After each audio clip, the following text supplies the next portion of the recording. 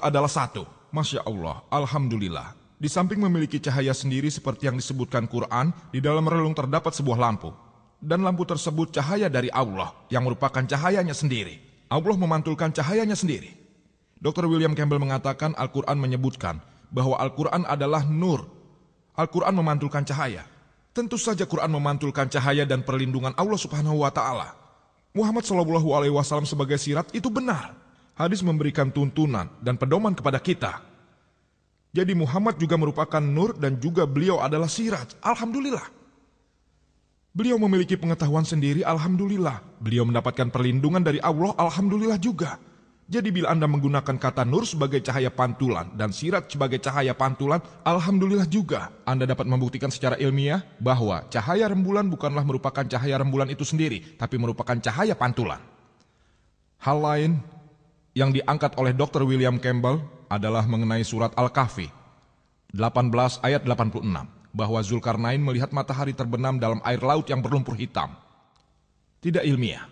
Kata dalam bahasa Arab yang digunakan dalam ayat tersebut adalah wajada, yang berarti terlihat oleh Zulkarnain. Dan Dr. William Campbell mengetahui bahasa Arab. Bila Anda melihat kamus, arti kata wajada adalah terlihat. Jadi Allah Subhanahu wa Ta'ala juga menjelaskan apa yang terlihat oleh Zulkarnain. Apabila Anda membuat suatu pernyataan bahwa siswa di kelas mengatakan 2 tambah 2 5 dan Anda berkata, oh Zakir mengatakan 2 tambah 2 5. Saya tidak mengatakan. Saya memberitahu siswa di kelas mengatakan 2 tambah 2 5. Saya tidak salah, siswa yang salah. Ada berbagai macam cara untuk mencoba dan menganalisa ayat ini. Salah satu caranya adalah menurut Muhammad Asad, bahwa wajada berarti hal yang terlihat oleh Zulkarnain. Pokok permasalahan kedua. Kata dalam bahasa Arab yang digunakan adalah maghrib, dan itu bisa menunjukkan waktu dan juga tempat. Ketika kita mengatakan matahari terbenam dapat digunakan untuk menunjukkan waktu. Matahari terbenam pada pukul 7 sore. Bila saya mengatakan matahari terbenam di sebelah barat, saya menggunakan kata itu untuk tempat. Tapi jika saya menggunakan kata maghrib, berarti saya menunjukkan waktu. Menunjukkan waktu. Maka, Zulkarnain tidak tiba di tempat matahari terbenam. Masalah terselesaikan. Selanjutnya Anda bisa selesaikan dengan berbagai cara. Bahkan Dr. William Campbell berkata, tidak. Pemikiran dasarnya terlalu berlebihan, itu bukanlah terlihat oleh, itu sebenarnya seperti ini. Mari kita analisa lebih lanjut. Ayat Al-Quran menyebutkan matahari terbenam dalam air laut yang berlumpur hitam. Sekarang kita tahu, ketika kita menggunakan kata-kata matahari yang terbit dan terbenam. Apakah matahari yang terbit? Secara ilmiah matahari tidak terbit dan juga tidak terbenam. Kita mengetahui bahwa matahari tidak terbenam sama sekali. Itu rotasi bumi yang memunculkan matahari yang terbit dan juga terbenam. Namun, bila Anda membaca surat kabar harian yang menyebutkan matahari terbit pada pukul 6 pagi, terbenam pukul 7 sore, oh surat kabar tersebut salah, tidak ilmiah. Bila saya menggunakan kata bencana, oh di sana terjadi bencana. Bencana berarti sejumlah kecelakaan. Jadi, ketika saya berkata bencana ini, maka tiap orang tahu yang saya maksud adalah sebuah kesengsaraan atau kecelakaan besar, bukan mengenai bintang jahat. Saya dan Dr. William Campbell tahu, ketika orang sedang marah, kami menyebutnya orang gila. Benar atau tidak? Paling tidak saya percaya Dr. William Campbell juga begitu. Kita menyebut orang tersebut gila. Dia sedang marah. Apakah arti dari orang gila? Itu berarti tertabrak rembulan. Bagaimanapun bahasa bisa berubah, seperti halnya dengan matahari terbit. Sebenarnya hal itu hanya merupakan penggunaan kata-kata. Allah juga memberikan perlindungan kepada umat manusia. Ia juga menggunakannya bahwa kita memahami. Jadi itu hanya matahari yang terbenam, bukan karena matahari yang benar-benar terbenam. Jadi terbuktilah bahwa ayat dalam Al-Quran, surat Al-Kahfi 18 ayat 86 tidak berlawanan dengan perkembangan ilmu pengetahuan. Dan hal itu hanya cara bagaimana orang menyampaikannya. Ia mengutip surat Al-Furqan 25 ayat 45 dan 46 bahwa bayang-bayang memanjang. Kalau dia menghendaki, bayang-bayang itu akan tetap. Di dalam bukunya beliau menyebutkan, apakah matahari bergerak?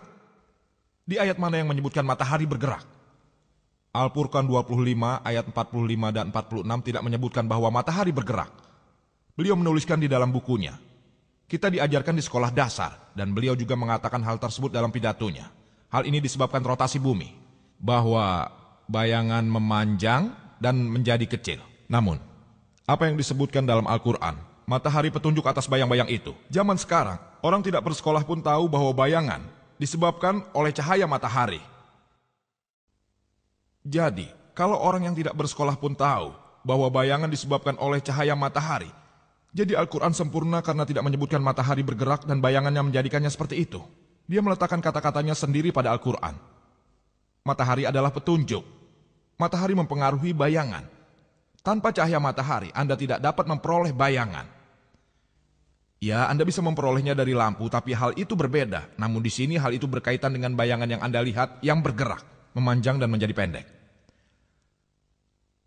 Dr. William Campbell membahas tentang kematian Sulaiman.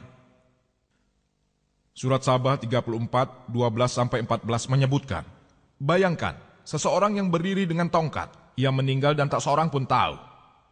Dan seterusnya. Berikut ini adalah beberapa cara untuk menjelaskannya. Poin 1, Sulaiman. Dia Nabi Tuhan. Hal tersebut merupakan mukjizat. Ketika Injil menyebutkan bahwa Yesus Kristus dilahirkan oleh seorang perawan, manakah yang lebih sulit dibayangkan?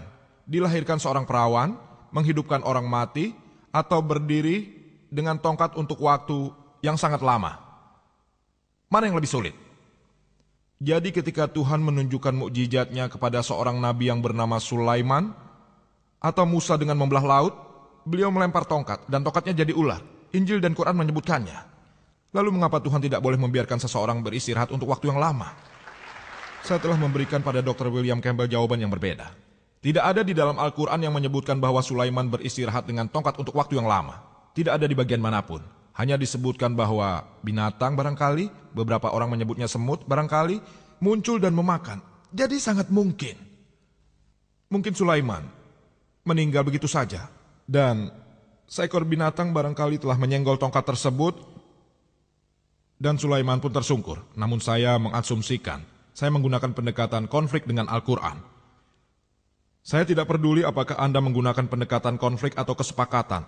Pada awal pidato saya mengutip surat An-Nisa 4 ayat 82. Afala yatadabbaruna al-Quran, walau kana min indi ghairillah, lawajadu fihi ikhtilafan katsira. Apakah mereka tidak memperhatikan Al-Quran? Jika Quran bukanlah sisi Allah, tentulah mereka mendapat pertentangan yang banyak di dalamnya. Tanpa peduli apakah Anda menggunakan pendekatan konflik atau pendekatan persetujuan. Bila logika Anda, apakah Anda tidak bisa menemukan satu ayat pun dari Al-Quran yang menyangkal atau satu ayat yang berlawanan dengan kepastian ilmu pengetahuan?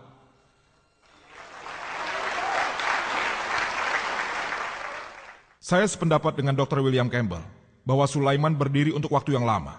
Jawabannya diberikan pada ayat yang sama, bahwa setelah Sulaiman tersungkur, para jin berkata, bila kita mengetahui bahwa Sulaiman alaihi salam akan meninggal, kita tidak perlu bekerja dengan giat, menunjukkan bahwa para jin tidak memiliki ilmu gaib. Mereka tidak tahu hal yang tidak terlihat. Karena para jin menganggap mereka sangat hebat, sehingga Allah memberikan pelajaran dan mereka tidak memiliki ilmu gaib. Dr. William Campbell membahas proses produksi susu. Dalam surat An-Nahl 16 ayat 66, orang pertama yang membahas tentang sirkulasi darah adalah Ibnu Nafis. Dan pada 600 tahun setelah wahyu Al-Quran, dan 400 tahun setelah Ibnu Nafis, William Harvey menyebarluaskannya ke dunia barat. Itu 1000 tahun setelah turunnya Al-Quran. Makanan yang Anda makan menuju usus. Dari usus, sari-sari makanan menuju berbagai organ tubuh melalui aliran darah, berulang kali melalui sistem pembuangan utama liver.